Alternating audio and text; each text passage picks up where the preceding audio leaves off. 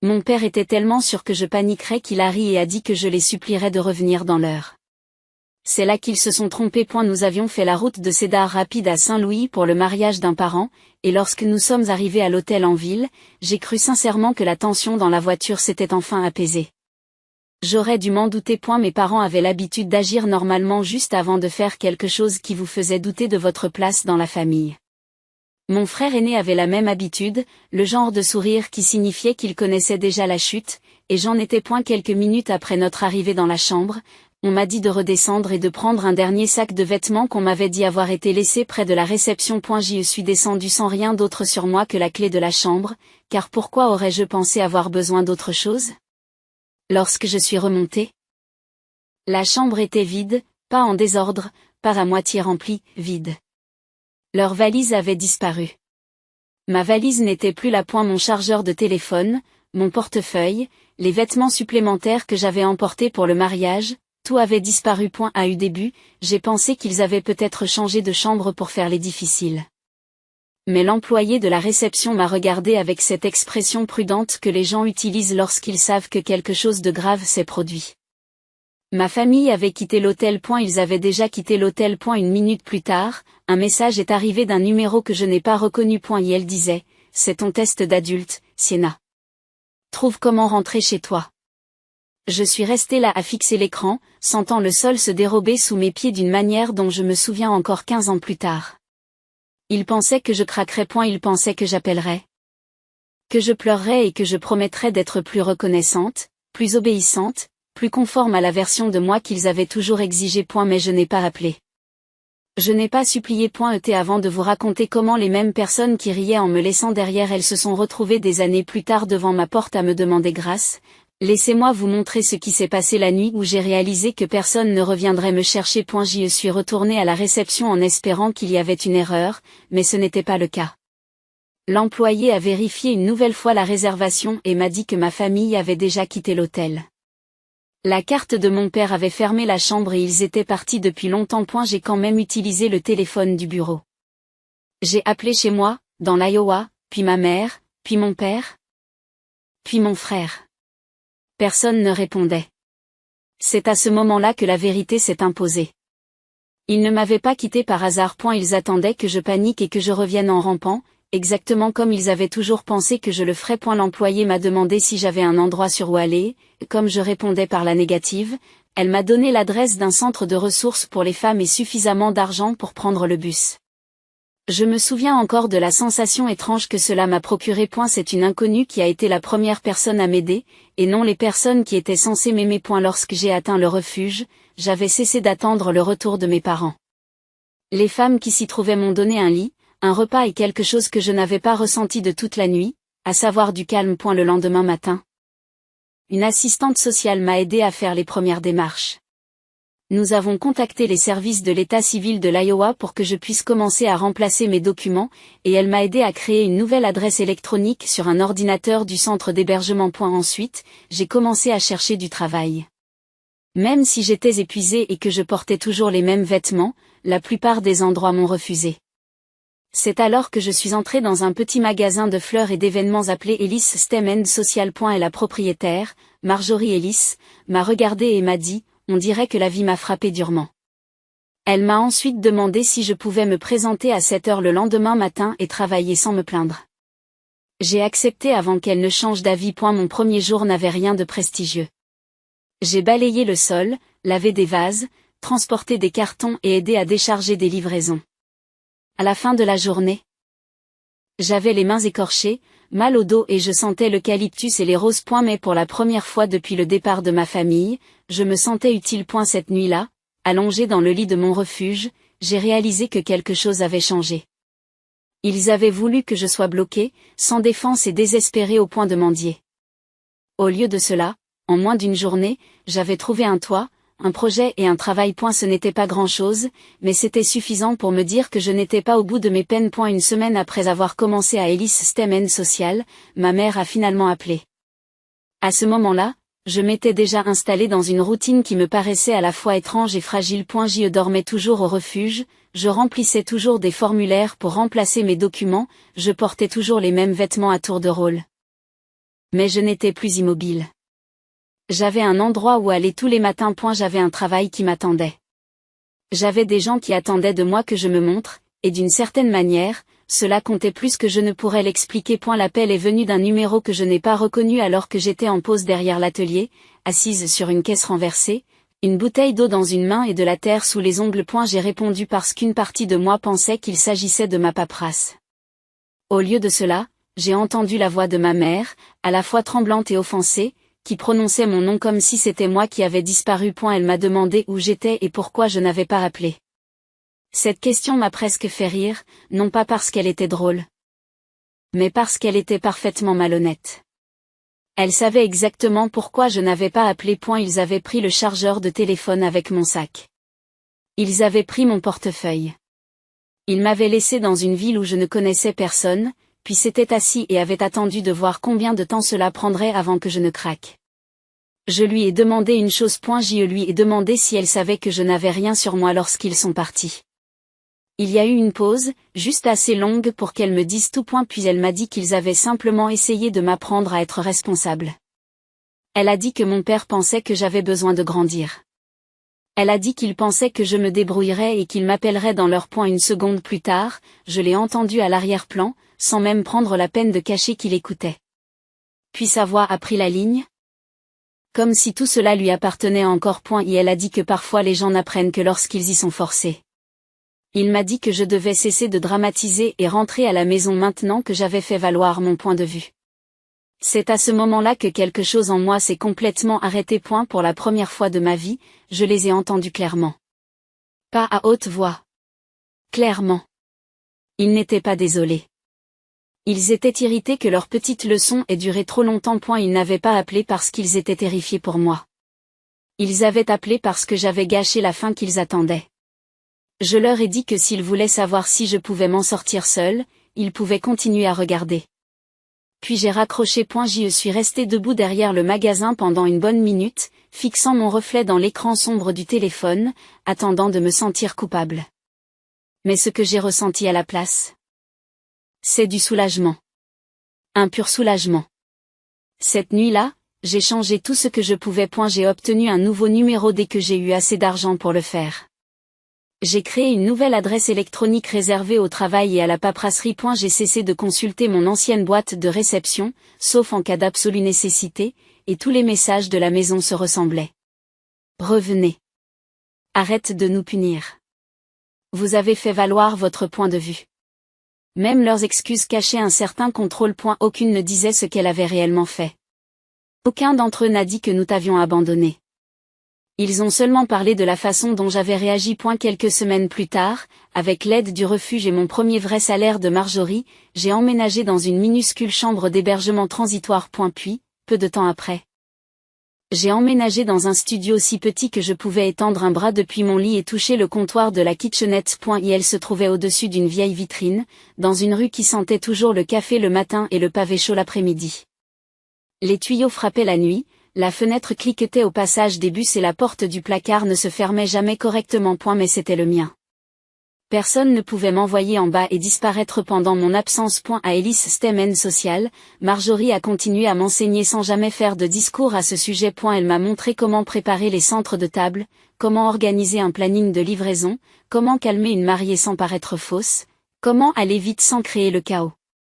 Elle m'a fait confiance pour les petites choses d'abord, puis pour les plus grandes. J'ai appris à ouvrir la boutique, à vérifier les factures, à suivre les pièces louées et à résoudre les problèmes avant qu'ils n'arrivent sur son bureau. Chaque compétence était comme une brique de plus dans une vie que ma famille ne s'attendait pas à ce que je construise. Le plus étrange, c'est que ma nouvelle vie était très calme. Personne ne criait. Personne ne se moquait de moi pour rire. Personne ne me tendait de petits pièges pour voir comment je réagirais. Je rentrais à la maison fatiguée, je préparais des pâtes ou une soupe bon marché, je m'asseyais sur le bord de mon lit et je me rendais compte que la paix ne m'était pas familière uniquement parce que j'avais été élevée sans elle. À la fin de ce premier séjour à Saint-Louis, j'ai cessé de me demander si mes parents essaieraient de me joindre à nouveau. Je savais qu'ils le feraient. Les gens comme eux le font toujours lorsqu'ils pensent que l'histoire leur appartient encore. Ce qui comptait, c'était que je ne les laissais plus raconter la mienne. J'avais mon propre numéro. Ma propre clé, mon propre salaire et le début d'une vie qui ne nécessitait pas leur permission. Pour la première fois, je ne survivais pas dans le cadre de la famille qui m'avait élevé. Je construisais quelque chose en dehors d'elle, et cela a fait toute la différence. 5 ans plus tard, la ville qui m'avait semblé immense et hostile était devenue l'endroit où ma vie avait enfin un sens. Louis ne ressemblait plus à l'endroit où j'avais été abandonnée.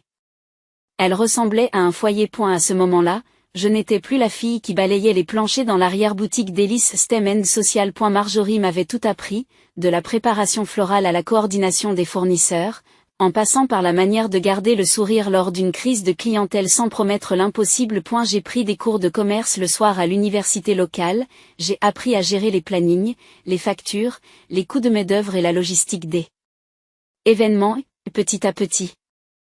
Je suis devenue la personne à qui Marjorie faisait confiance pour gérer le magasin lorsqu'elle n'était pas sur place. Ce qui avait commencé comme une petite entreprise florale et événementielle était devenu quelque chose de plus important, le genre de studio que les gens recommandaient à leurs amis après les mariages, les baby showers et les dîners d'entreprise. Je m'occupais des consultations, de l'aménagement des espaces événementiels, de la résolution des désastres de dernière minute et de la gestion du personnel au cours de week-ends si chargés que j'avais du mal à m'asseoir. C'était épuisant, mais c'était le premier type d'épuisement que je ressentais qui s'accompagnait de fierté plutôt que d'humiliation.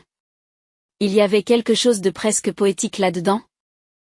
Même si je ne me permettais pas de le penser trop souvent. Le même genre de voyage en famille qui s'était terminé par un séjour à l'hôtel m'avait poussé à vivre une vie où je contribuais à créer de belles journées pour d'autres personnes. Je pouvais entrer dans un lieu vide et imaginer exactement à quoi il ressemblerait au coucher du soleil. Je savais comment transformer des tables nues en quelque chose d'élégant, comment faire respirer une mariée nerveuse, comment réparer un linge déchiré, un gâteau livré en retard, une boutonnière manquante ou un orage qui s'abat sur une cérémonie en plein air. J'étais devenue douée pour les situations de crise parce que j'en avais vécu une qui ne s'était jamais vraiment terminée, mais qui avait plutôt changé de forme. C'est à cette époque que j'ai rencontré Evan Parker.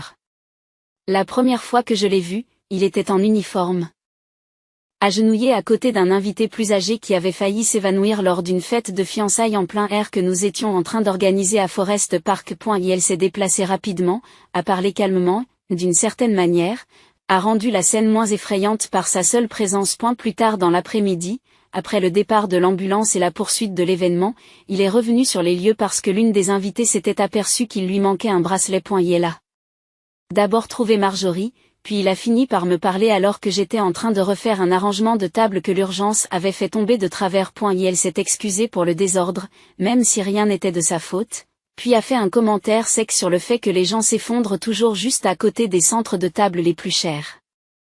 J'ai ri avant de pouvoir m'arrêter. C'était un si petit moment. Mais il m'est resté en mémoire parce qu'il était facile à fréquenter d'une manière dont je n'avais pas confiance au début. Elle a commencé à passer à la boutique de temps en temps, généralement pour prendre un café dans la boutique voisine et pour trouver n'importe quelle excuse. Parfois, il s'agissait de commander des fleurs pour la fête de départ à la retraite d'une station, parfois de demander si nous connaissions un bon traiteur, et parfois, il était évident qu'il était à court de raisons crédibles et qu'il voulait simplement parler. Ce qui distinguait Evan, ce n'était pas sa gentillesse. Beaucoup de gens peuvent être gentils à petite dose. Ce qui le rendait différent, c'était qu'il n'insistait jamais. Elle n'a jamais demandé pourquoi je sursautais à certaines questions ou pourquoi je restais silencieuse lorsque les gens parlaient des vacances en famille. Il n'a jamais essayé d'ouvrir des parties de moi que j'avais verrouillées. Simplement parce qu'il pensait que le fait d'être attentionné lui en donnait le droit. Il a attendu. Elle m'a laissé avoir des limites. Il m'a fait de la place sans me donner l'impression que je lui devais des aveux en retour. Rien que pour cela, il ne ressemblait à aucune des personnes que j'avais connues dans mon enfance. À peu près à la même époque, j'ai commencé à entendre parler de ma famille dans l'Iowa, principalement par le biais de messages publics et de vieilles connaissances que je n'avais pas complètement bloquées parce qu'elles n'avaient plus assez d'importance pour que je m'en préoccupe. Mon frère Dylan passait d'un emploi à l'autre, avec toujours une excuse qui rendait les autres responsables de ses échecs. Mon père, Gregory Brox, se plaignait en ligne des chaînes de magasins de réparation qui prenaient les affaires des garages indépendants comme le sien. Ma mère, Linda Brox, remplissait sa page de messages vagues sur la loyauté, la gratitude et la façon dont les familles modernes avaient oublié ce qui comptait vraiment. Chaque fois que j'en voyais un, je sentais cette vieille pression qui essayait de s'insinuer, le mensonge familier selon lequel le sang l'emportait automatiquement sur la paix. Mais à ce moment-là, ma vie avait du poids. J'avais un bail à mon nom, de l'argent à la banque, une réputation au travail et des gens qui m'appréciaient sans me demander d'abord de faire preuve de décence. Marjorie m'a finalement fait asseoir dans son bureau un soir, après un mariage de 12 heures le samedi, et m'a dit qu'elle voulait commencer à me donner une part des bénéfices sur les événements que je gérais. Elle m'a dit que j'avais cessé d'être une aide depuis longtemps et que j'étais devenue l'une des raisons de la prospérité de l'entreprise. Je me souviens l'avoir regardée fixement, car je ne savais pas du tout comment réagir à une reconnaissance aussi directe. Dans ma famille, les éloges étaient soit un appât, soit un piège. Avec Marjorie, c'était tout simplement la vérité. Elle a vu ce que je pouvais faire et l'a dit. Pas de piège. Aucune leçon ne se cachait derrière. Peu de temps après, Evan m'a invité à dîner et j'ai failli refuser par habitude. Non pas parce que je ne voulais pas y aller, mais parce qu'une partie de moi croyait encore que les bonnes choses pouvaient disparaître au moment où je me détendais autour d'elle. Elle a dû le voir sur mon visage, car elle s'est adossée à sa chaise et m'a dit quelque chose que je n'ai jamais oublié. Tous ceux qui entrent dans ta vie n'essaient pas de voir à quel point tu peux survivre à la douleur. Le lendemain soir, je suis allée dîner avec Evan. C'était simple, calme et tellement normal que j'en étais presque nerveuse. Était quelque part entre les amuse-gueules et le retour à ma voiture. J'ai réalisé que ma vie était devenue quelque chose que mes parents n'avaient jamais imaginé lorsqu'ils m'ont laissé à Saint. Ils s'attendaient à ce que j'échoue bruyamment et rapidement. A eu lieu de cela, j'étais devenue quelqu'un de stable, quelqu'un de compétent, quelqu'un en qui les autres avaient confiance.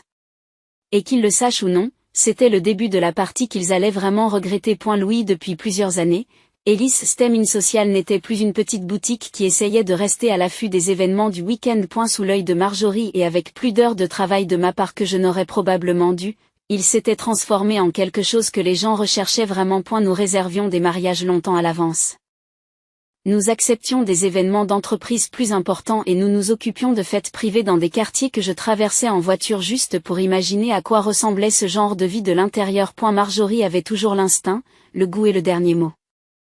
Mais j'étais devenue la personne qui faisait avancer les choses. Je m'occupais des horaires des fournisseurs, du personnel, des délais, des livraisons tardives, des problèmes de budget et des 1000 détails invisibles qui font croire aux gens qu'un événement s'est déroulé sans effort. J'en retirais une étrange satisfaction. J'avais passé la majeure partie de ma vie auprès de personnes qui créaient le chaos et en rejetaient la responsabilité sur les autres. Aujourd'hui, je me construisais une carrière en empêchant le chaos de s'installer dans une pièce. À peu près à la même époque, Evan et moi avons cessé de nous tourner autour et sommes devenus quelque chose de réel. Il n'a jamais essayé de me sauver de mon passé, et c'est peut-être en partie pour cela que je lui ai fait confiance. Et elle ne m'a pas regardé comme si j'étais brisée, et il n'a pas romancé ce à quoi j'avais survécu. Il s'est simplement présenté. Il a appelé quand il l'a dit.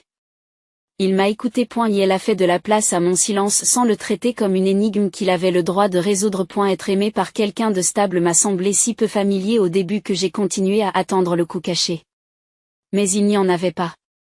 Il n'y avait que la paix. Et plus longtemps je l'ai eu, moins j'ai voulu laisser quiconque la troubler. Financièrement, ma vie changeait aussi. Je remboursais petit à petit mes dettes d'études, j'achetais ma première voiture d'occasion décente sans demander l'aide de personne et j'emménageais dans un meilleur logement. Avec des fenêtres qui empêchaient réellement le froid de pénétrer en hiver. Chacune de ces étapes me paraissait petite de l'extérieur et énorme à mes yeux. Il y a quelque chose de profondément apaisant à payer ses propres factures après avoir été traité comme si l'on ne pouvait jamais survivre seul. C'est alors qu'est arrivée la première tentative sérieuse de ma famille de revenir sur le devant de la scène. Un parent de l'Iowa m'a envoyé un court message pour me dire que ma grand-mère était décédée. Elle était la seule personne de la famille à m'avoir témoigné de petites gentillesses privées sans les transformer en discours par la suite. Elle m'avait donné de l'argent pour mon anniversaire lorsque j'étais plus jeune et m'avait dit, une fois dans la cuisine, à voix basse, que certaines personnes confondaient le contrôle et l'amour. La perdre m'a fait plus de mal que je ne le pensais. Pendant près d'une heure, je suis restée assise dans ma voiture devant le magasin, mon téléphone à la main, essayant de décider si le chagrin était une raison suffisante pour laisser le reste d'entre eux m'approcher à nouveau.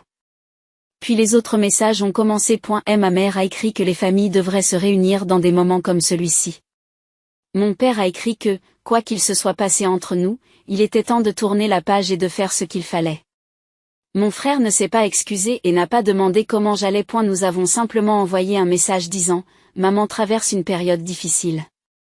Tu devrais l'appeler. » En lisant ces mots, j'ai senti quelque chose en moi s'aiguiser au lieu de s'adoucir. Aucun d'entre eux n'a mentionné l'hôtel. Aucun d'entre eux n'a mentionné ce qu'ils avaient fait. Même avec la mort au milieu de la conversation, ils voulaient toujours une réconciliation sans responsabilité. Ils voulaient un accès sans vérité. Je n'ai pas répondu. Je suis allé sur le site web du service, j'ai lu la nécrologie seule. J'ai pleuré dans mon appartement cette nuit-là, et j'ai laissé cela être mon adieu. Après cela, je suis devenu plus prudent. Marjorie l'a remarqué avant que je ne dise quoi que ce soit. Elle avait le don de déceler le stress dans ma façon de ranger la glacière ou de consulter mon téléphone trop souvent. Lorsque j'ai fini par lui dire que ma famille avait recommencé à essayer de me contacter, elle n'a pas réagi avec sympathie. Elle a réagi comme une chef d'entreprise et une femme qui avait vécu assez longtemps pour comprendre les limites. Elle m'a dit de ne pas divulguer mon adresse personnelle, de séparer autant que possible mes informations personnelles de celles de l'entreprise et de veiller à ce que personne au magasin ne communique mon emploi du temps aux personnes qui posent des questions. Elle m'a même suggéré d'équiper la porte de mon appartement d'une caméra, non pas parce qu'elle pensait qu'il se présenterait le lendemain, mais parce que les personnes qui croient avoir encore un droit sur vous arrivent souvent avant d'avoir compris qu'elles l'ont perdu. Elle avait raison. Peu de temps après, j'ai commencé à remarquer de petits signes indiquant que ma famille ne se contentait plus de me tendre la main sur le plan émotionnel. Ils faisaient des recherches. Mon profil LinkedIn a été consulté dans l'Iowa. Un ancien camarade de classe à qui je n'avais pas parlé depuis des années m'a envoyé un message étrangement décontracté pour me demander depuis combien de temps je travaillais dans l'événementiel et si les affaires allaient bien. Un ancien voisin a aimé l'un des messages publics du studio, puis l'a retiré quelques minutes plus tard. Rien de tout cela n'était dramatique en soi. Mais l'ensemble racontait une histoire que j'ai immédiatement reconnue. Ils essayaient de mesurer ma vie de l'extérieur. Ils essayaient de déterminer si j'étais devenu utile. Et la dernière pièce est venue d'une lettre manuscrite de mon père. J'ai su qu'elle venait de Grégory à la seconde où j'ai vu l'écriture en bloc sur l'enveloppe. À l'intérieur, il n'y avait pas d'excuses, pas d'inquiétude réelle, juste quelques paragraphes expliquant que j'avais fait valoir mon point de vue, que suffisamment de temps s'était écoulé et qu'il était de ma responsabilité d'arrêter de garder rancune et de me rappeler d'où je venais. Et elle a écrit que la famille est la famille en fin de compte et qu'une personne mûre sait quand passer à autre chose. Je l'ai lu 2 fois, non pas parce qu'il méritait autant d'attention, mais parce que je voulais être absolument sûr de bien comprendre. C'était le cas. Même après tout. Il croyait encore avoir le droit de définir la maturité pour moi. L'homme qui m'avait abandonné dans une autre ville, sans argent et sans projet, me faisait maintenant la leçon sur la façon de grandir. J'ai déchiré la lettre en 2 sur la poubelle de la cuisine et je me suis sentie plus légère au moment où elle a quitté mes mains. À ce moment-là, Ellis STEM End Social s'apprêtait à conclure un partenariat avec un espace événementiel élargi. Et Marjorie avait commencé à me parler sérieusement de ce que pourrait être mon avenir dans l'entreprise à long terme. Evan et moi étions solides. Ma vie était bien remplie et enfin stable. Et la différence entre ce que j'avais été dans le hall de l'hôtel et ce que je devenais maintenant était si grande qu'elle me choquait parfois moi-même. C'est alors que j'ai compris quelque chose d'important. Ma famille n'essayait pas de reprendre contact parce qu'elle avait changé. Elle revenait en arrière parce qu'elle avait finalement réalisé que j'étais devenu quelqu'un qu'elle ne pouvait plus rejeter. Ils n'étaient pas venus chercher une fille. Ils cherchaient une porte de retour dans une vie qu'ils avaient supposé s'effondrer sans eux. Ils ne savaient pas encore que j'avais déjà appris à la verrouiller. Lorsque Marjorie a commencé à prendre du recul par rapport au chaos quotidien de l'entreprise, j'étais déjà devenue la personne que les clients demandaient par leur nom. Ce qui avait commencé par le balayage des sols et le transport de cartons s'était transformé en quelque chose que je n'aurais jamais pu imaginer. Le soir où ma famille m'a laissé à Saint-Dash-Louis. Je concevais des concepts d'événements, je gérais des comptes importants, je gérais des budgets, je négociais des contrats avec des fournisseurs et je prenais des décisions qui affectaient non seulement une boutique, mais aussi l'avenir de l'entreprise elle-même. Finalement, Marjorie m'a proposé une participation plus importante, et j'ai accepté sans prétendre que je n'étais pas terrifiée. C'était le genre de peur que l'on ressent lorsqu'on a enfin quelque chose qui vaut la peine d'être protégé. Nous avons restructuré l'entreprise, élargi nos services et construit une réputation qui s'étendait bien au-delà des quartiers où nous avions commencé. Certains week-ends, je devais concilier l'installation de mariage, des déjeuners d'affaires et des événements de vacances dans les mêmes 48 heures, et j'aimais ça. J'aimais la pression. J'aimais la précision. J'aimais avoir construit une vie où les gens me faisaient confiance pour embellir les jours importants. Et elle fut un temps où ma famille agissait comme si l'on ne pouvait pas me faire confiance pour mon propre avenir. Aujourd'hui, des pièces entières, pleine de détails coûteux et d'attentes élevées, se déplaçait parce que je savais comment les maintenir ensemble. À la même époque, Evan m'a demandé de l'épouser. Il l'a fait discrètement, comme il le faisait pour tout ce qui comptait, sans public ni performance. Nous marchions un soir après le dîner et il s'est arrêté, m'a regardé avec son expression constante et m'a dit qu'il voulait vivre avec moi. Pas une vie dramatique, pas une vie parfaite, juste une vraie vie. J'ai dit oui avant qu'il ne termine sa question. Notre mariage était petit, intime, et exactement ce que je voulais. Pas de liste d'invités gigantesque, pas d'obligation, pas de siège réservé à des personnes qui avaient partagé mon sang mais pas mon humanité. Marjorie se tenait à mes côtés ce jour-là, les larmes aux yeux, et si quelqu'un m'avait dit des années plus tôt qu'une femme rencontrée alors qu'elle cherchait un emploi se sentirait un jour plus proche de ma famille que les personnes qui m'ont élevée, je ne l'aurais probablement pas cru. Mais j'étais là. Entrant dans une nouvelle vie avec Evan Parker tandis que l'ancienne restait exactement à sa place, derrière la porte. Peu de temps après, nous avons eu Ruby, et quelques années plus tard, Théo. Devenir mère m'a changé d'une manière que j'attendais et d'une autre que je n'attendais pas. Les changements les plus évidents étaient les nuits blanches, le bruit constant, la façon dont votre cœur commence à vivre en dehors de votre corps dès la naissance de votre enfant. Mais le changement le plus profond a été cette clarté aiguë et permanente sur ce que l'amour ne devrait jamais exiger. J'ai regardé mes enfants et j'ai compris, d'une manière presque douloureuse, à quel point mes parents avaient été contre nature. On ne met pas à l'épreuve les personnes que l'on aime en les humiliant. On n'enseigne pas la maturité en suscitant la peur. On ne laisse pas son enfant en plan et on appelle cela forger son caractère.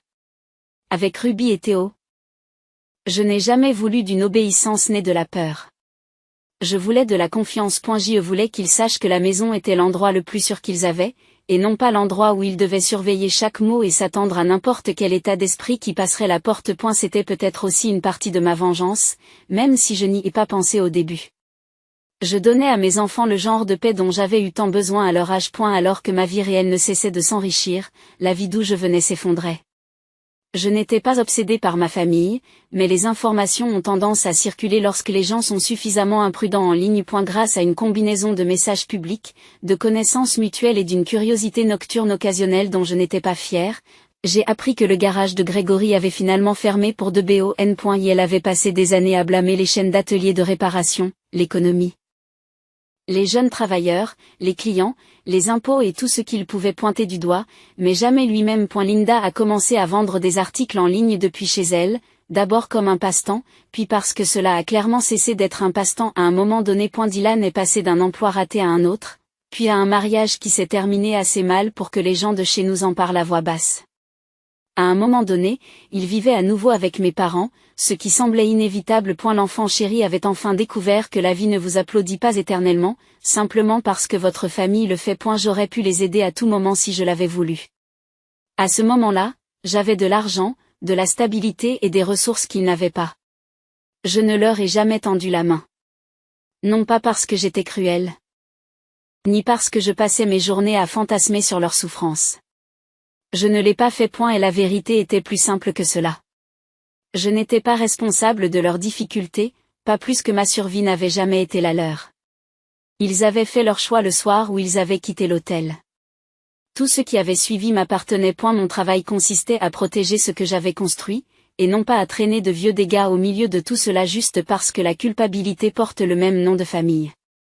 De temps en temps, quelque chose venait briser la distance et me rappeler qu'ils n'avaient pas oublié mon existence. Un membre de la famille mentionnait ma mère en posant des questions.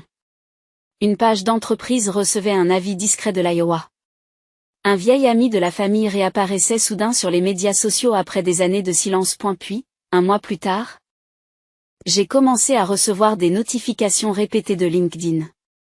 Quelqu'un consultait mon profil encore et encore, 27 fois en quelques semaines, toujours à partir du même nom, Dylan Brooks. C'était presque risible par son manque de subtilité. Il ne prenait pas de mes nouvelles par souci fraternel, il m'étudiait, examinait mon titre, mon entreprise, mon parcours professionnel, la ville où je travaillais, la forme que prenait la vie dont ils avaient été certains qu'elle s'effondrerait en un jour. Je n'ai pas bloqué le profil tout de suite. Je l'ai laissé regarder, je les ai tous laissés regarder. S'ils échangeaient des captures d'écran comme je le soupçonnais, qu'ils voient les affaires, les promotions, les années de constance, La preuve publique que j'avais fait plus que survivre. J'étais devenu quelqu'un d'impossible à réduire au rôle qu'ils avaient écrit pour moi.et plus je réfléchissais à ces vues répétées de mon profil, plus j'étais certain que quelque chose se préparait. Des personnes comme Gregory et Linda ne sont pas devenues soudainement curieuses après 15 ans parce qu'elles avaient développé une conscience de soi. Ils sont devenus curieux parce qu'ils n'avaient plus d'autre choix. Ils m'ont ignoré lorsqu'ils pensaient que je me débattais. Ils ont essayé de me contrôler lorsqu'ils pensaient que j'avais encore besoin d'eux. S'ils m'observaient maintenant, c'était pour une seule raison. Ils croyaient que j'avais quelque chose qu'ils voulaient. Un soir, après avoir mis Ruby et Théo au lit, je suis restée dans la cuisine avec un verre d'eau et j'ai dit à Evan que je pensais que ma famille allait se montrer tôt ou tard. Et elle m'a regardé un moment, a hoché la tête une fois et a posé la seule question qui comptait. Qu'est-ce que tu veux faire s'ils viennent? C'est l'une des choses que j'aimais le plus chez lui. Il ne m'a jamais dit à quoi devait ressembler le pardon. Il n'a jamais essayé de se faire le centre moral de ma douleur. Il m'a laissé décider. Je lui ai dit que je ne savais pas encore, mais que je savais ceci. S'il venait, il n'entrerait pas dans la vie de la fille qu'ils ont abandonnée. Il entrerait dans la mienne. Et cette fois, c'est moi qui déciderai de la fin de l'histoire. 3 jours après avoir vu Dylan vérifier mon profil pour ce qui devait être la 20e fois, la caméra de ma sonnette s'est allumée juste avant le dîner. Gregory Brooks se tenait sous mon porche, Linda et Dylan derrière lui, tous trois paraissant plus âgés, plus petits et bien moins sûrs d'eux que les personnes qui avaient ri un jour de me laisser à Saint-Louis. Pendant une seconde, je les ai regardés à travers l'écran et je n'ai rien ressenti d'autre que de la clarté. Evan est venu se placer à côté de moi. Mais il n'a pas dit un mot. Il n'en avait pas besoin. J'ai ouvert la porte et les ai laissés entrer, non pas parce qu'ils méritaient de la gentillesse, mais parce que je voulais qu'ils voient exactement ce qu'ils n'avaient pas réussi à détruire. Ils sont restés dans mon entrée, regardant les photos encadrées, les lumières chaudes de la cuisine, la maison que j'avais construite et les enfants qui riaient dans la pièce voisine. Gregory a essayé de parler en premier, mais le discours qu'il avait préparé s'est effondré sur la vérité plus vite qu'il ne l'avait prévu. Le garage n'existait plus. La maison n'existait plus. Les factures médicales les écrasaient. Dylan était fauché. Ils avaient besoin d'aide. Linda s'est mise à pleurer et a dit que les familles devaient être là les unes pour les autres. Gregory a dit qu'ils avaient fait des erreurs, mais que j'allais bien maintenant et qu'il était temps d'oublier le passé. Je l'ai regardé pendant un long moment et j'ai posé la seule question qui comptait. Quand est-ce que je suis redevenue une famille? Personne n'a répondu. Dylan a regardé le sol. Linda a pleuré plus fort. Gregory a essayé une dernière fois d'appeler ce qu'ils avaient fait une leçon, et c'est à ce moment-là que j'ai su qu'aucun d'entre eux n'avait changé. Ils ne regrettaient pas de m'avoir abandonné. Ils regrettaient que j'ai survécu sans eux. Je suis allée à mon bureau, j'ai sorti une enveloppe et je l'ai mise dans la main de Gregory. Elle contenait 94,20 $, la somme exacte que j'avais calculée il y a des années pour le ticket de bus, la nourriture et les produits de première nécessité dont j'avais eu besoin la nuit où il m'avait abandonné. Je lui ai dit que c'était tout ce qu'il me devait. Le coût de la leçon dont ils étaient si fiers. J'ai dit que s'ils avaient vraiment voulu m'enseigner la maturité, ils se seraient assurés que j'étais en sécurité. Au lieu de cela, ils m'ont appris autre chose. Ils m'ont appris à ne jamais faire confiance aux gens qui appellent la cruauté l'amour. Le visage de Gregory s'est durci lorsqu'il a compris qu'il n'y aurait pas de contrôle, pas de sauvetage, pas de seconde chance de m'utiliser. Linda a murmuré mon nom comme si cela pouvait encore marcher. Ce n'était pas le cas. J'ai ouvert la porte et leur ai dit de partir. C'est ce qu'ils ont fait, emportant leurs dettes, leurs regrets et la petite enveloppe qui prouvait exactement le peu qu'il leur restait dans ma vie. J'ai fermé la porte derrière eux. Je suis retournée dans la cuisine et je me suis assise avec ma vraie famille. C'est le prix qu'ils ont payé en fin de compte. Ils ont perdu la fille dont ils pensaient qu'elle reviendrait toujours. J'ai gagné la seule chose qu'ils ne pourraient plus jamais me prendre, un foyer construit sur l'amour, le respect et la paix. Parfois, la vengeance la plus dure n'est pas de ruiner les personnes qui vous ont fait du mal. C'est de leur permettre de vivre assez longtemps pour voir la vie qu'ils n'ont jamais été autorisés à toucher à nouveau. Chez Riven Jargon, notre équipe travaille dur pour créer des histoires significatives et engageantes qui trouvent un écho auprès des téléspectateurs. Nous tenons à préciser que cette histoire est totalement fictive et qu'elle a été créée pour partager avec notre public des leçons éducatives, des idées précieuses et des récits bien pensés. Les méchants de cette histoire sont particulièrement pénibles parce qu'ils déguisent la cruauté en leçon et appellent la trahison de l'amour. Vos actions nous rappellent que les blessures les plus profondes viennent parfois des personnes qui auraient dû nous protéger le plus. Et si vous étiez à la place de Sienna, comment réagiriez-vous face à ces membres de la famille et pensez-vous qu'elle a fait le bon choix à la fin? He fell asleep. He's awfully Freaking quiet. out. Sorry, child was here. I'm lost. Mini Susie, help mama. He's like, no, okay. No, but seriously, do you guys know how that thing goes? It's like communication, or maybe it's not communication. What is it called? Wait, You know, how if you does that swing it thing- fast enough, you can write your name with it. Can I? That sounded wrong. Yeah. It's like if it snows, you can write your name in the snow.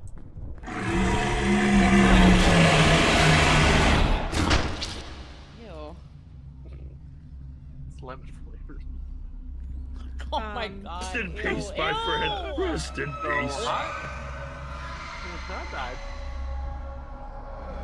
What? Todd died. I just happened to look over at his stream and Nixon eyes.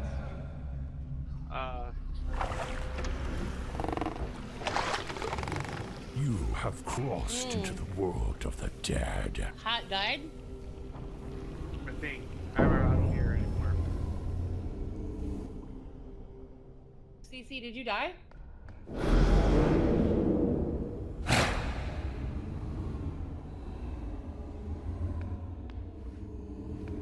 Yeah, go touch some butts. I don't remember how to get back though. Okay, let's see here. Here. See here. I don't know. How do I get back? I know how to get back. I see them.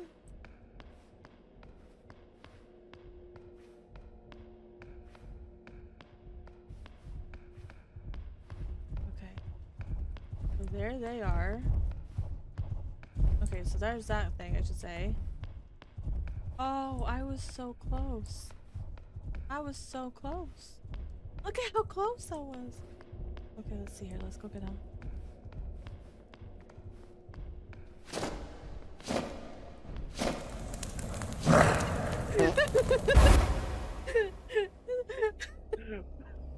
Fucking hot! That's what you heard.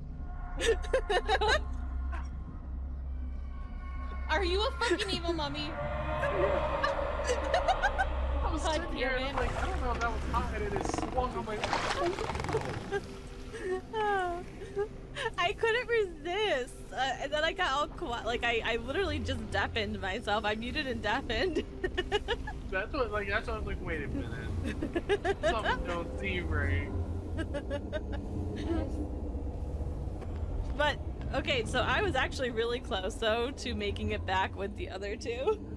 Yeah, as soon as I saw like something walk by and I'm Hello? like, oh, that was hot. That's me. Oh, Hot kind of fucked me up though. I'll give her that. You like I was right behind the corner? Yeah, I see Hi, her, all I see are Roman. fingertips. And I'm like, what the fuck is that? And then she goes to her corner and smacks me in the face. oh, fuck's sake. I didn't know you were gonna start. Oh, You that wanna know was so good. funny? I forgot to order. Well, I can't. you better see. figure it out. I can't get in there. I'm stuck over here Hi, now. Roman. How was your partner's, oh my god. Sounds intense Fucking in there. scared. Sounds intense. So, for anyone who doesn't know, when you die on this game, you can choose to go back to life, be a good mummy, or be a bad mummy. The bad mummy, you can kill them. What are you doing? Sure. And the good mummy can help them.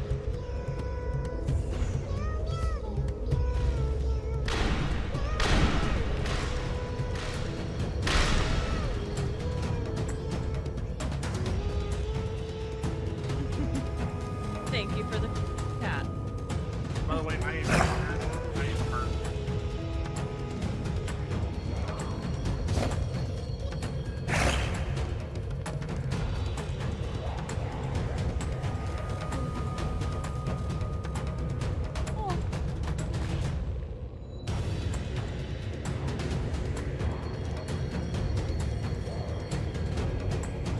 love the music in this game. Thank you for the cat sound. You can shriek. So fucking scared.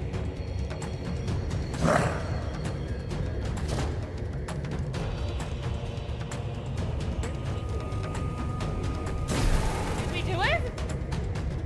No. I think it's. Now I We'll gotta. activate the wards.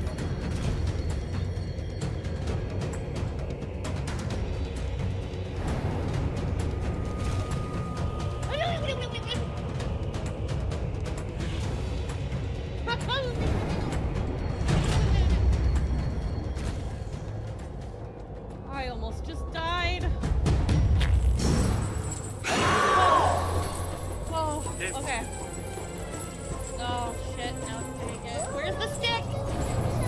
Oh, it was concentration.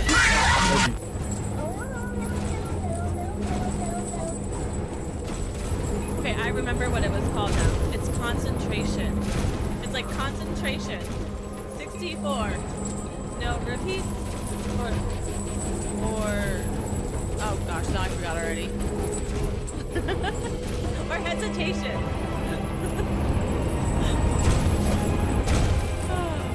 Yeah. It took me a minute to remember what it was. This is loud.